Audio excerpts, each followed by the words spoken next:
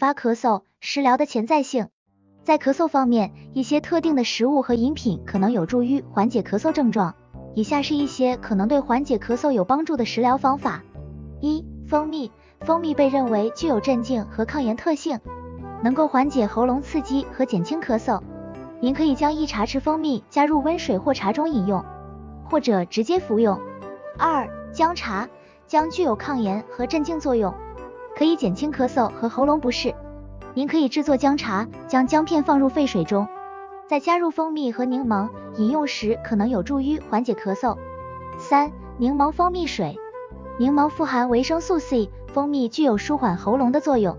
将柠檬汁和蜂蜜混合在温水中饮用，可能对咳嗽有帮助。4. 红枣蜜糖水。红枣被认为具有滋养作用，蜜糖则有镇静作用，饮用时可能有助于缓解咳嗽。5. 高维生素 C 食物。维生素 C 有助于增强免疫系统，对于感冒引起的咳嗽可能有一定的帮助。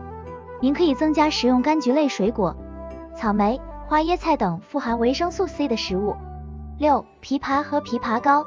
枇杷和枇杷膏被认为是一些人们在传统医学中用来缓解咳嗽症状的自然良药。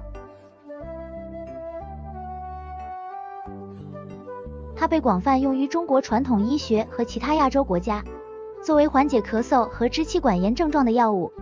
枇杷膏有舒缓喉咙和止咳作用，对于感冒引起的咳嗽可能有一定的帮助。将古代智慧的养生之道融入到现代现实生活中。